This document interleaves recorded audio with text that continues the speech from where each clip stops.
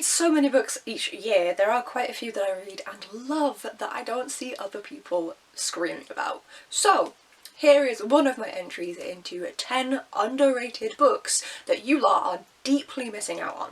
There are 3 vague categories. We have, if I turn them around to not completely spoil, we have fantasy kind of set in the real world, we have full high fantasy, and we have 2 that are not fantasy whatsoever, and that's why they're together. So let's dive straight in to the biggest category. Now, in my weird categorisation of books, this stack, if I hold it up, is fantasy. Is it sci-fi? Fantasy sci-fi that is technically set within our world, but obviously there is something fantastical science fiction-y about it. First up is a climate fiction. I love a bit of cli-fi, and this is Not Alone by Sarah K. Jackson. I did not expect to fall in love with this book as much as I did. So 5 years before this book starts, there was a big toxic storm that killed most of the human population.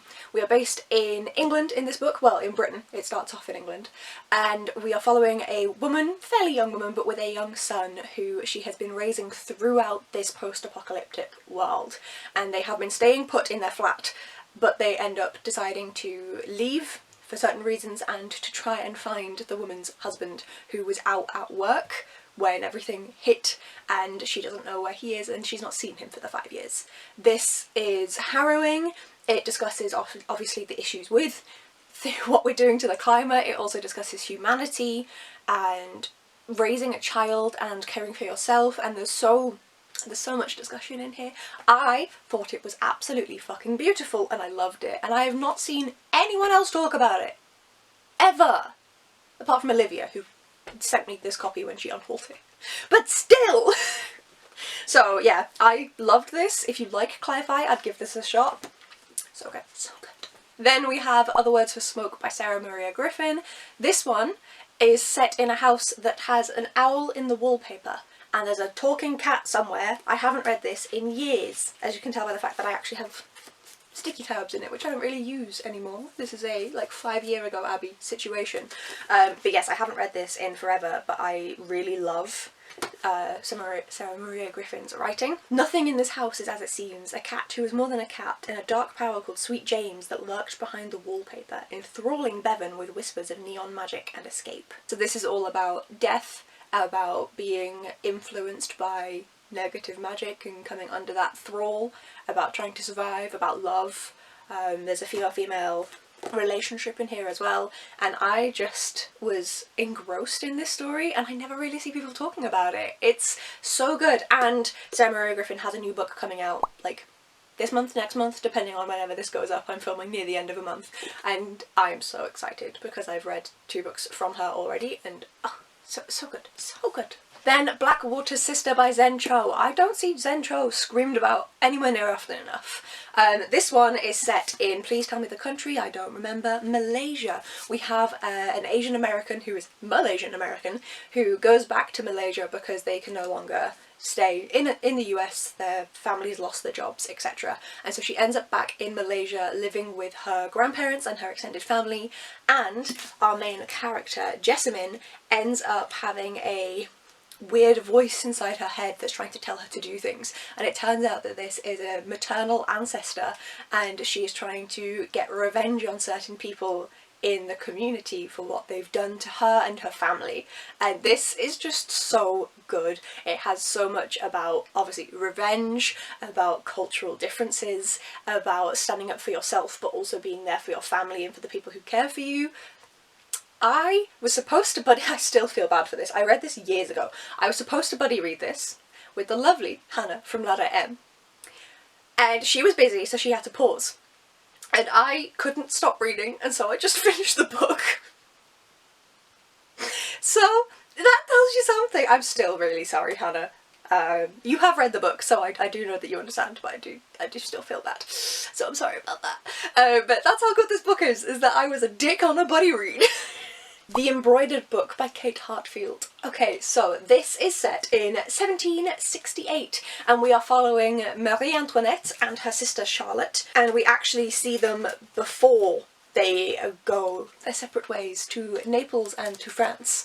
Obviously you guys will know a bit more about Marie Antoinette than you do about Charlotte, but both of them were prominent in their day from a prominent family, and all of the historical aspects in here are true. I ended up getting really, really curious after this very long book and looked them all up, and everything is true. Obviously everything's been manipulated to make the fantasy magical side of things work, and the reasons for certain things are changed in the book to make the magic system function.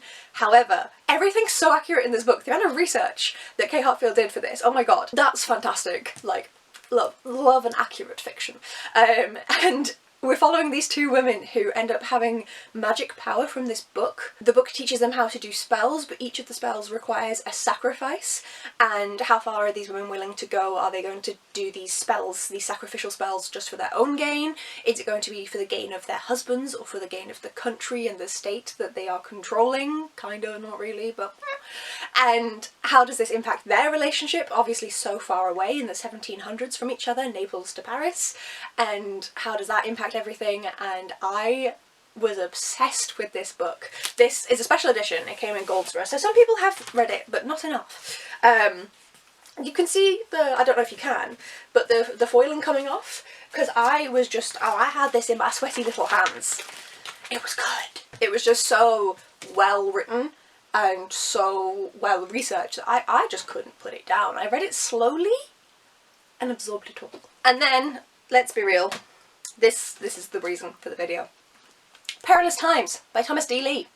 Again, this is a special edition from Goldsboro, so I may as well show that off. Ah look, pretty, pretty. However, not enough people have read this goddamn book. It is Arthurian in its retelling. It is also cli-fi, climate fiction, talking about how we've destroyed the environment.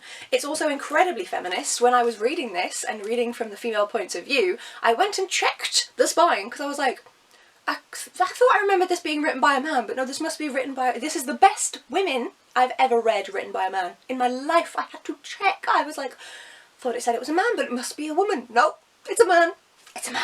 Everything is just done so well. Every single plot point. The Arthurian legends are really well researched. The climate side of things, where the world is breaking down, also well researched, very likely to occur. That's what's going to happen. Seeing the power dynamics in the different protest groups is also really well done. Seeing how they kind of argue with each other, and that stops them from reaching what they want to, but they still do make action towards it. It's just, like, literally the entire thing is perfection. Sir Kay and his fellow knights awake from their mythical slumber whenever Britain has need of them. They fought at Agincourt and at the Somme, but in these perilous... in the Somme? This is interesting. But in these perilous modern times, the realm is more divided than ever. A dragon has been seen for the first time in centuries, and Kay is not the only ancient and terrible thing to come crawling up out of the ground. So yes, these Arthurian knights that have secretly been active throughout every big situation in British history have fought in the Somme, etc, etc. Some have went to Afghanistan, I believe, when we did that. And yes, there is a dragon, and it has been spotted. Like, literally, what more could you want? It's well-written, feminist climate fiction with Arthurian legends and a dragon. And I don't understand how more people haven't picked this up. God! And then for the tiny little section, which is just 2 books that don't fit into the fantasy categories. So first of all, I'm going to go with a modern classic, and that is Things Fall Apart by Chinua Achebe. When I picked this up, part of it was because I've not read much from Nigerian authors, especially not books that are considered modern classics, and I really wanted to add some diversity into my very white and fairly British classic shelves. Yes, it's a modern classic. Hannah. It's going on the classic shelves. And I loved this so much. This is essentially all about the colonisation of Nigeria, of West Africa, the influence that the white folks have, and how they destroyed the community and everything that was already present in the area, and instead pushed Christianity and white version of living onto everybody, and how this destroyed communities, how this destroyed relationships, how this destroyed individual people. It doesn't shy away from the negatives that were in the culture already and the bad things that were there, but it also shows even the good parts of that being absolutely destroyed by the white colonisers. This is a really good book, really touching, really makes you think, because it shows you that even though these people weren't necessarily, you know, perfect and saints, they still didn't deserve to be colonised and murdered and have their culture destroyed. So yeah, I really do recommend this one. It is a really interesting, thought-provoking read and really well written. And then we have a non-fiction. I had to squeeze one on here. No one will be surprised that it's about volcanoes, but hear me out. So this is Super Volcanoes by Robin George Andrews, and this is a book all about different kinds of unusual volcanoes. So we have our very standard volcanoes, the ones that we're used to. Think Hawaii, think Vesuvius, all of those, Etna.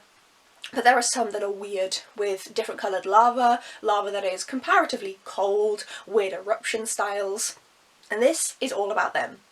On top of that, this is so readable. So Robin George Andrews is British, this is filled with British humour, so if you are able to comprehend that, because I know some Americans miss it, then please do pick this one up, because it's so enjoyable to read whilst also being educational. I know that I know a fair bit about this topic anyway, however it is very easy to read, very easy to understand, and I wish all of my lectures had been done by this man, because I feel like I would know so much more. It's so good. It is the perfect volcano book, in my opinion. There are others that I have on my shelves that I love, but this one is just so well written, so well researched, really easy to digest, written in a really companionable and amusing manner. If you get British humour, you're going to find humour throughout the entirety of this. The cover is pretty. It is the perfect volcano non-fiction, like literally perfection. So if you've ever been interested, highly recommend. This you all knew was coming. We have The Gift by Alison Croggon. If you are American, this is called The Naming. This is the first published book in the Books of Pellinor series, and that is what this channel is named after. I adore this series to within an inch of my life. We follow a young girl named Myrad. She is found enslaved in a cottage and she is set free by a bard who discovers her there. It turns out that she also has bardic powers, and so she then goes to help defeat the big bad and things happen. I'm trying not to spoil anything, but I adore this series so much. There's very inspired by Tolkien, beautiful descriptors of the environment, lots of lore. The magic system is really well explained over the course of the series and I love it so much. It's also got lots of music-based magic in it, which I love. This series is just everything to me. I really do need to do another reread. And if you're wondering what these sticky out pages are, I mention them every time I mention this book.